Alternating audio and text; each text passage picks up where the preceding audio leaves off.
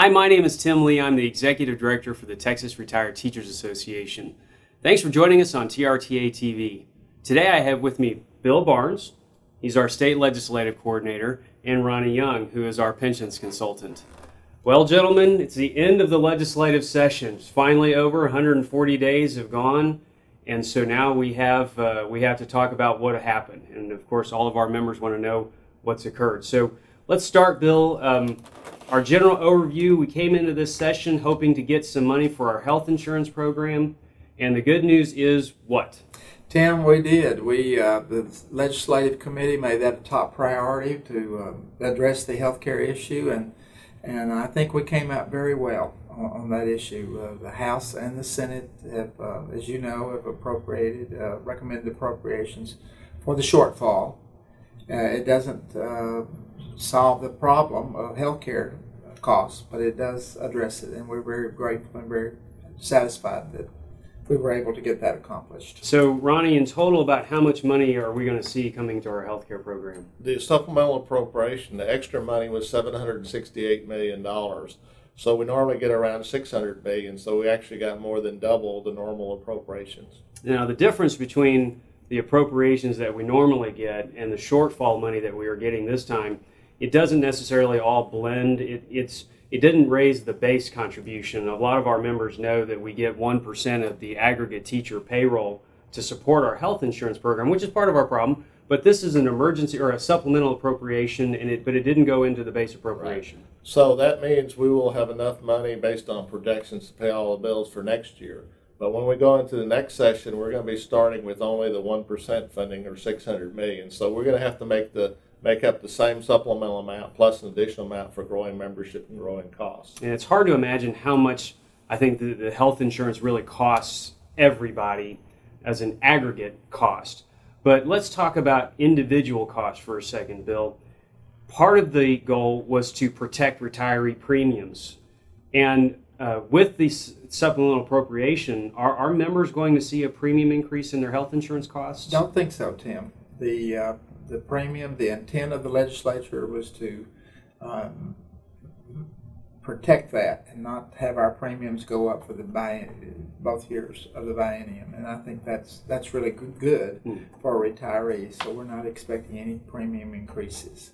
So the legislature actually put in their budget a rider that prohibits TRS from raising premiums for the coming biennium. Right. So it's probably safe to think that premiums are going to remain the same for the next couple of years, but it may be an impractical goal for us to say that premiums will never go up. Don't you think that's probably the case, Ronnie? Right. The statutes actually say the retirees shall pay roughly 30% of the cost.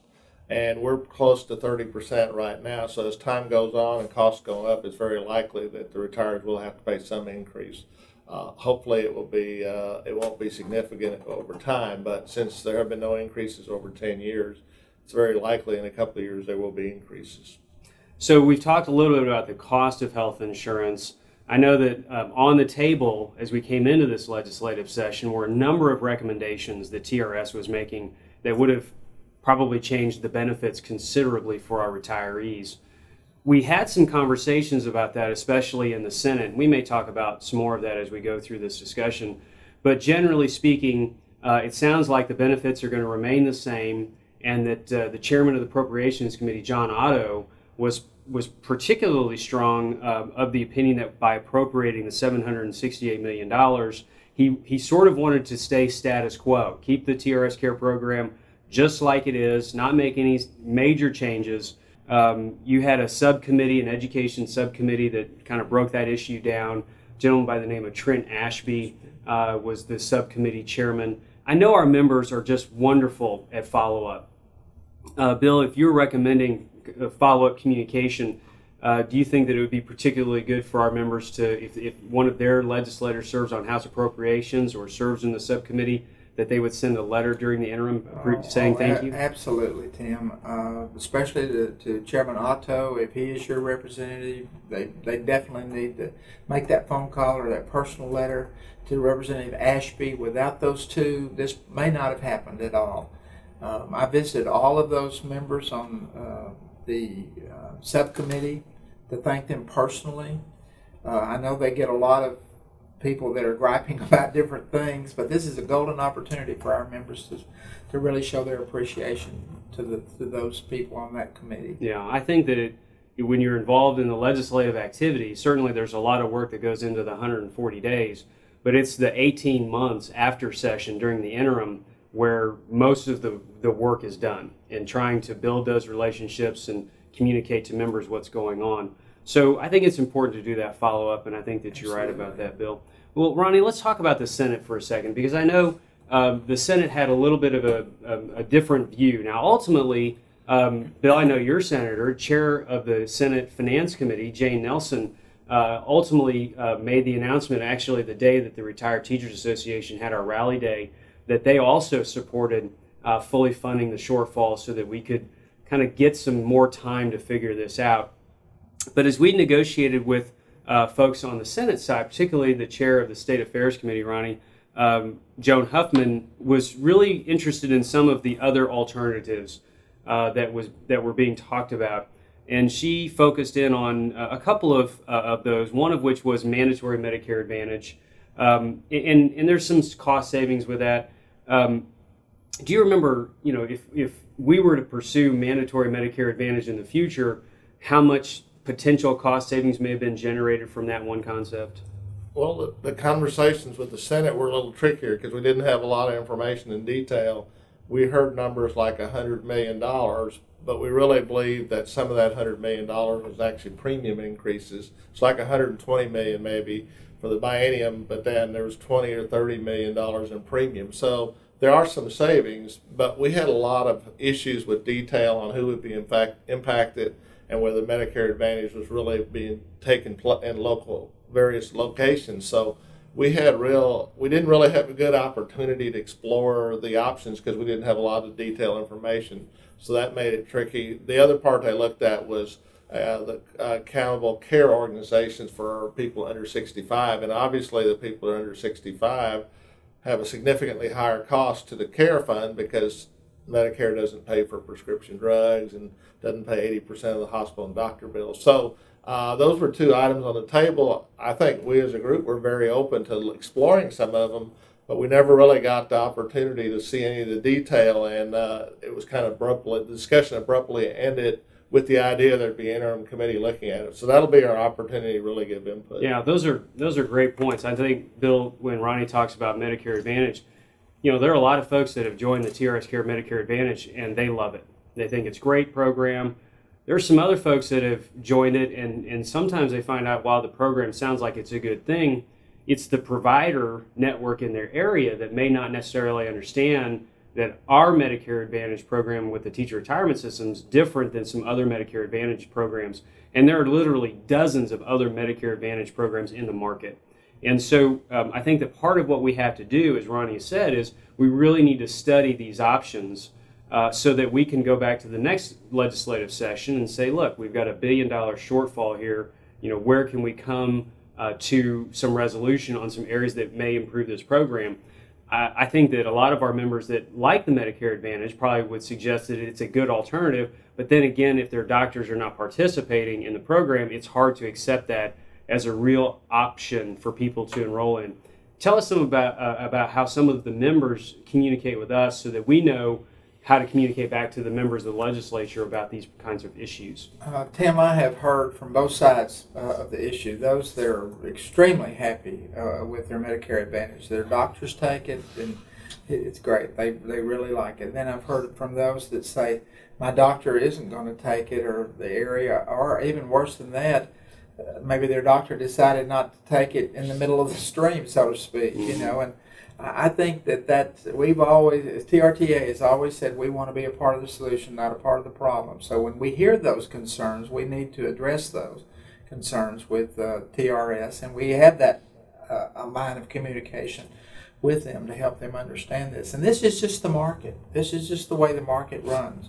So, and we don't have a lot of control over that, Tim. Right. But we do listen to the members. So my advice to members is, if you are in this boat and you are having problems with your Medicare Advantage program, let us know. Let us know what's going on in your area, because we can get that word to the people that need to have that information. And sometimes, Tim, that's real frustrating for a retiree. You know, where do I go? Where do I go to get the help? We are willing to help, and we're willing to be a part of that process. But this is an ongoing thing with the market. So I know that we have a lot of support on our issue, and there were a lot of moments during the legislative session that we really saw how much support we as an organization have and our members have from legislators. Let's talk a second about the House. It takes leadership to really get an issue like this on the agenda early. We talked about Chairman Otto. We talked about Trent Ashby a little bit. You know, Ronnie, let's talk a little bit about the Speaker. Tell us about how he kind of made us retirees a priority. I mean, obviously, when the Speaker appointed Chairman Otto as Chairman of the Appropriation Bill, that was very helpful for TRTA, since Chairman Otto knew our issue really well. But the fact that the Speaker actually supported the team in the Appropriation Bill, and the Speaker actually came out very early, along with Chairman Otto, in saying we're going to fully fund TRS-Care, that's laid the groundwork for action in the Senate. So their leadership was critical to the whole bill.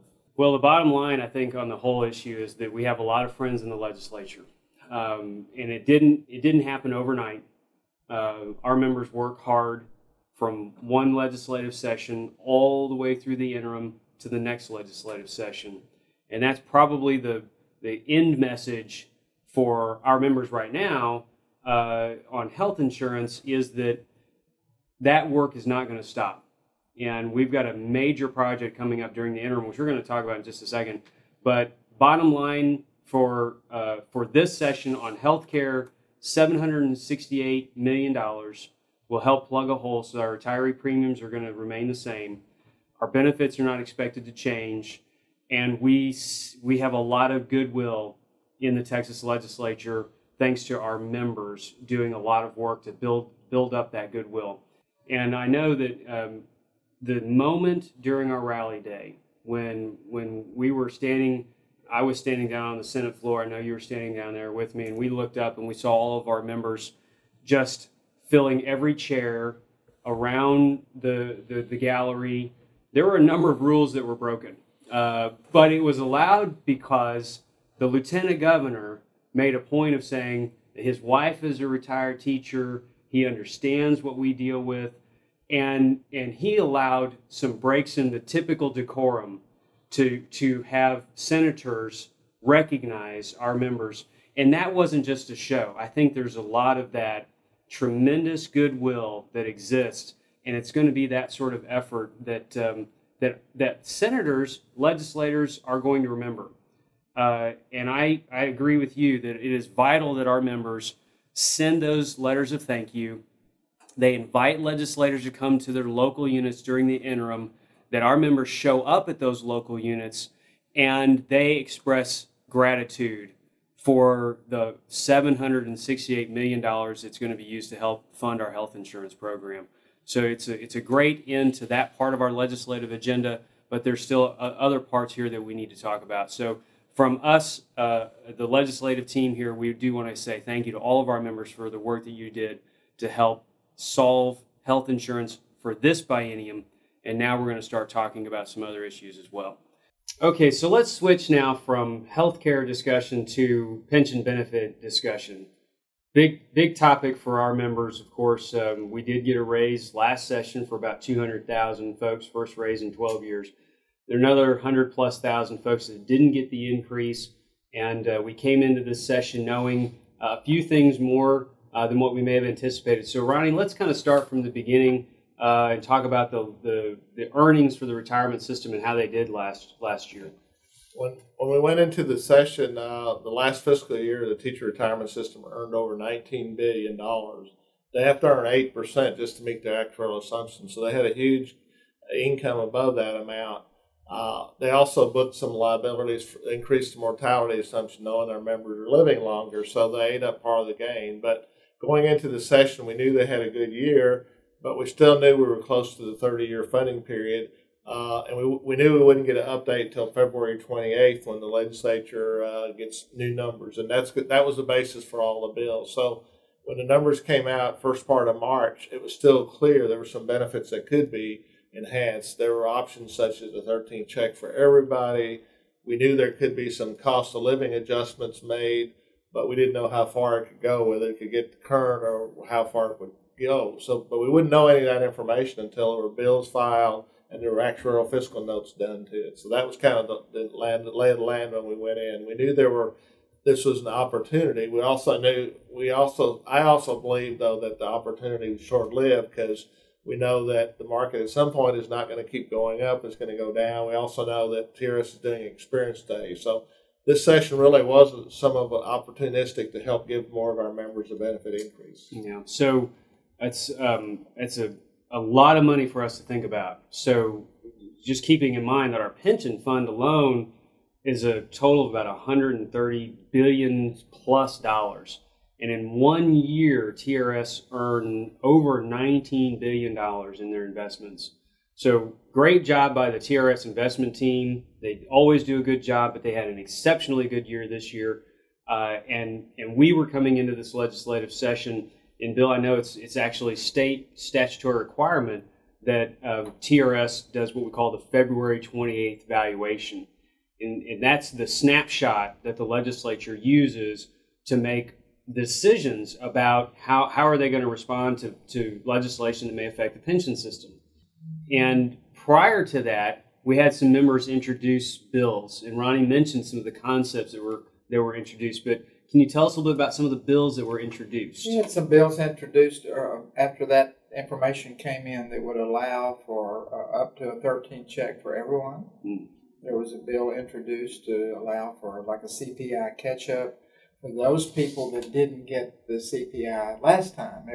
I looked at it as let's finish the job, let's finish the mission. And so we had some bills that were presented. We had a lot of support for that in the House.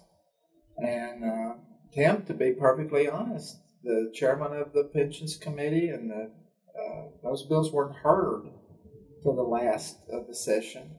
And they did get a hearing, but they didn't get passed out of the Pensions Committee. And that was a real disappointment to me, that it could have happened, but it didn't happen. Well, the only thing that really did happen on the House side with pension legislation is that, as you said, the chairman of the House Pensions Committee did have a day where they went through almost all of the bills that were introduced that would have given a benefit increase if they had passed. So I think we called that the cost of living increase day. But there was a day that the committee had a hearing about all those bills, and I'm going to have all of the list of those bills placed in this video so that our members can see all of the folks who sponsored a bill and authored a bill that would have given a retiree something. But it was late in session. And so what we learned from anything that's done late in session is that it may not be that high of our priority. And I think that we came into this legislative session knowing that legislature was fairly comfortable with the idea that TRS-Care was a high priority. But a lot of people thought that we gave the raise to our folks and everybody got the raise. And I think there was a lot of sentiment to that. And so even as you and your team and Ronnie and Vicki Truitt and I, we all worked the issue, we weren't making very much headway with the decision makers, particularly, as you said, the chairman of the House Pensions Committee and then the chair of the State Affairs Committee when it came to actually having a day. You know, the Senate, I think you mentioned that there was a hearing in the House for a number of bills, but did we actually even have a hearing in the Senate on any bill? No, we did not. So no hearing at all in the Senate State Affairs Committee, which is the committee of jurisdiction for the teacher retirement system and for benefit increases. And so while there was a lot of support for helping us on TRS-Care, there was this sort of pushback that we kept feeling all session as we try to advance these bills. So I know that when we think about where do we go from here, and Ronnie had mentioned before that eventually the markets are going to go down. We had the opportunity. We didn't have a friendly legislative effort by the chairs of the committees that would have allowed the bills to move ahead. We're not going to stop trying to get our retirees an increase. Isn't that right, Bill? Absolutely. And we didn't stop, Tim. We, early on, when we saw that opportunity to address that issue, the people that didn't get the raise the last time, we did put it out there and did work that. We didn't come in at the last minute and say, let's do it. We did it early on to push those bills to get a hearing. The hearing didn't come till the last minute. Then the bills didn't get passed out. But it wasn't because TRTA didn't give that effort. So, yes, the TRTA, the Legislative Committee, will push very hard to address those issues in the next session. I think that's extremely important. Well, I guess from our perspective in working the issue, we were a little bit handicapped because our number one priority was clearly getting funding for TRS-Care. And so the funding for TRS-Care didn't come about till very late in the session. So we had to make sure we didn't jeopardize funding for care while we were working for trying to get the cost of living adjustment. So that made it more difficult, but we worked it all the way to the end trying to work with members, and we will continue to work in the future. We'll just have to see what the markets do and our opportunities in the future. No, I think that's a great point that Ronnie raises, is that the legislative session, nothing happens all at once. It's this process from day one until day 140. You've got to work the issues, and as Ronnie said, at stake was $768 million for our health insurance, and we were balancing our efforts on the healthcare funding at the same time that we were pushing the issue of giving our retirees an increase. And it's not just the Retired Teachers Association that is doing the advocacy on issues relating to pension funds. There are a lot of groups that like to help us. We have a lot of support from groups like ATPE and TCTA and TSTA and the Federation of Teachers and the administrator groups. We have a lot of support from groups that are like-minded, that want to try and help protect the teacher retirement system. And we received a lot of support from those groups this session. But there are a lot of other groups that are extremely powerful in this legislative process that have a complete opposite message. And they meet with legislators just like we do. And Bill, I know they influence those members, and the members may not completely agree with everything they say, but there are parts of it that they may agree with, or they may be getting a scorecard against that legislator if they take a certain position. And so all of our efforts come into how are other groups going to anti-message what we are trying to message. Isn't that right? You bet. You bet. Those groups are out there. Their mission is to do away maybe with public pensions, period. Certainly health care, was a target. They're well funded. They're very loud, have a very loud voice. But Tim, I'm just going to say that TRTA, retirees underestimate their loud voice. They have a loud voice. They need to make it known. It is obvious that the legislature has their ear, and we wouldn't have been able to accomplish what we've gotten accomplished. We just can't let our guard down. It's there. Yeah. I'll wrap this kind of conversation up by saying that one senator said to me late in session, we know that there were things that we probably could have done more to help, and maybe we should have, and we consider TRTA to be an honest broker in how we work with the legislature. And there are times that we're going to say, great job, that-a-boy, you got it done, we really appreciate it. But there are other times we have to say, look, we missed an opportunity here. And I think a lot of that is how you deliver that message. And nobody can not respect you for the positions that you have in trying to help the people that you represent. So let's talk about one other bill that passed, and that was House Bill 2168. 2168 is by Representative Sergio Munoz.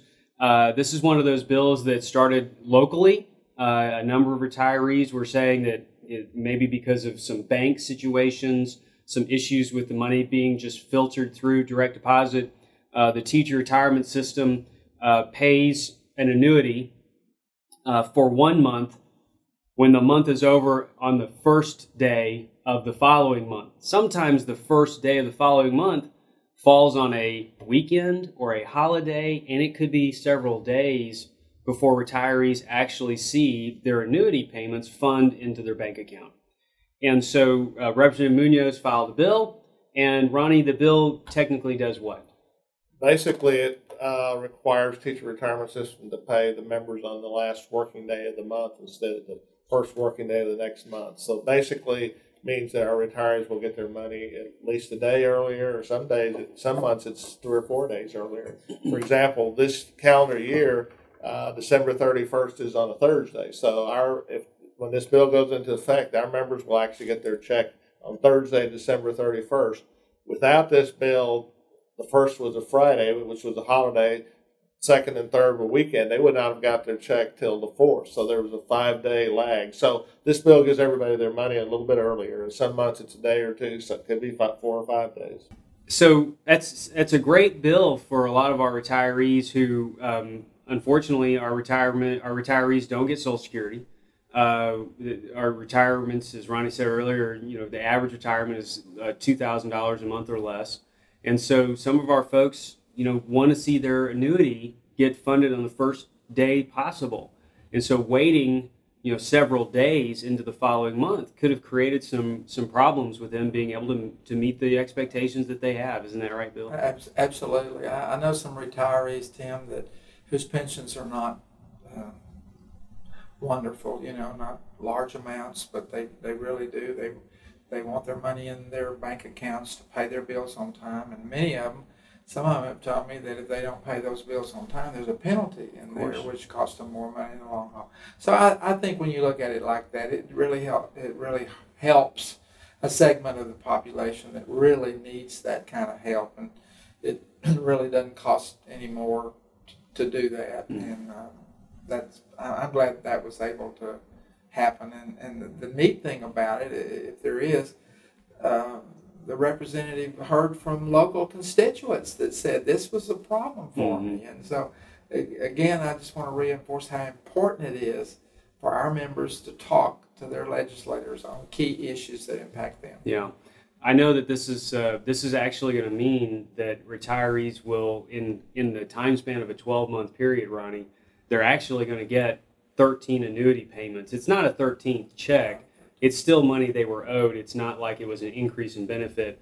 But it does mean that you're going to have in a calendar year period of time 13 payments as the state catches up. And it's a one-time situation. There may be a little bit of a tax differential that people might want to look into. Of course, we don't know everybody's circumstances, but maybe something that people want to just be aware of. Right. They just have to be aware of when they get their payment in December, it'll actually be in December instead of January, so they get an extra payment. If their withholdings are normal and reasonable and they're not on the borderline on the tax break, it should have virtually no impact. If they're on the borderline or their withholdings aren't sufficient, they may have some tax issues. But this is a one-time deal, and from now on, they'll get regular 12-month payments, and it shouldn't be an issue. So let's talk some about the interim. I know the final bill that was passed for our TRTA agenda, or for the TRS legislation at least, is an interim committee study.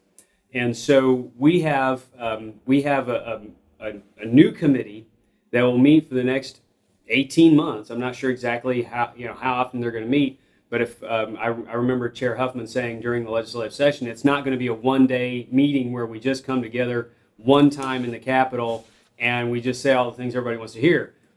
Listening to Chair Huffman talk, it sounds like it's going to be a real study, a real work group. And so there are going to be 3 members of the Senate, 3 members of the House that will serve on this interim committee.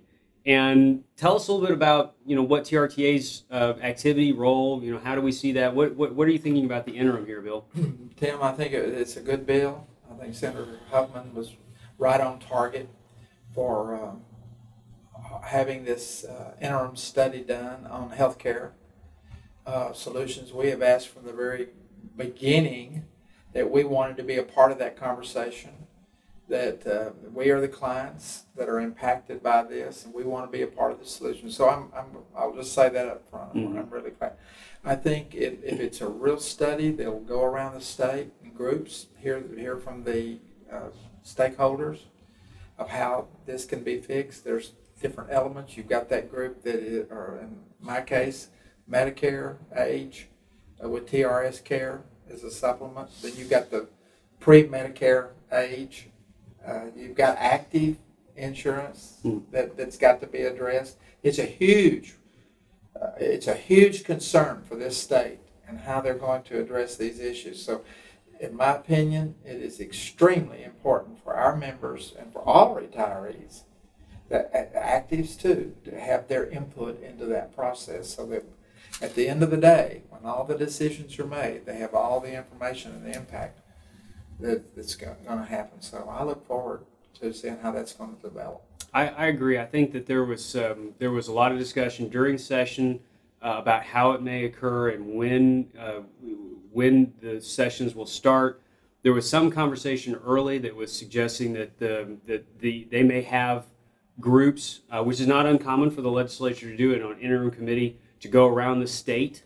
And our retirees need to be engaged. They need to be ready to talk about how the health insurance is a vital part of their retirement security and what it would mean if we were to make certain kinds of changes to our retiree health insurance program. You know, Ronnie, Bill mentioned the active care. No real resolutions on active care this session. Of course, a lot of our members have children who are now teaching and who have active care as their health insurance. So it's pretty much status quo for active care as we know it right now. Is that about right? Right. The retiree fund, we got fully funded without premium increases. The active, on the other hand, have been seeing premium increases every year of 8, 10, 15, 20%, and it's very likely they will continue to see it. So that will be a big issue too, since there was no specific funding. So we got $768 million for TRS-Care, but active care got no extra money that I'm aware of. So that will be part of the study. We'll be looking at both people as they work in their career and then when they retire. So I think that's a good logical match. Well, we're kind of wrapping up here, and we're going to have some final thoughts. And I want to turn to you, Bill, and give us some of your final thoughts about this legislative session, and as we sort of look forward into the interim here. I'm very glad that I was a part of the process on this team, working for the issues that were very dear to the hearts of retirees. I'm very appreciative, and I'll just say it on the part of all retirees. We're very appreciative of the money that was allocated for our health care. Mm-hmm. And the intent of the legislature is not to raise premiums, so that is huge. Mm-hmm. Just a great big thank you for that. I really appreciate that. I think it's very important in this interim time for retirees to thank their legislators, their senators, their representatives, and thank them for the support that they give us. And Tim, I have never had a legislator tell me that I'm not welcome in their office. That's huge. Mm-hmm. I appreciate that. I had one yesterday, a staffer. I was in a senator's office, and he said, "You're always welcome to come in here and express your thoughts." So I appreciate that opportunity. And so that opportunity is extended to all of our retirees, that they do that. And the legislative committee will be meeting in July. We will be talking about these issues. We will be developing a plan of action of what we need to do. I look forward to being a part of the process. And this interim study that's being done around the state, I can't tell you how important it is for our members to turn out for those meetings, to hear the discussions and give their input to that group that will be collecting all that information. Well, I think that's well said, and on behalf of Ronnie and Vicki Truitt, who works with our legislative team, we want to thank you, Bill, for your leadership during this legislative process. We also want to thank our TRTA Board of Directors, our state president, Fran Plemons, who often came to the legislature to help press issues with us as well.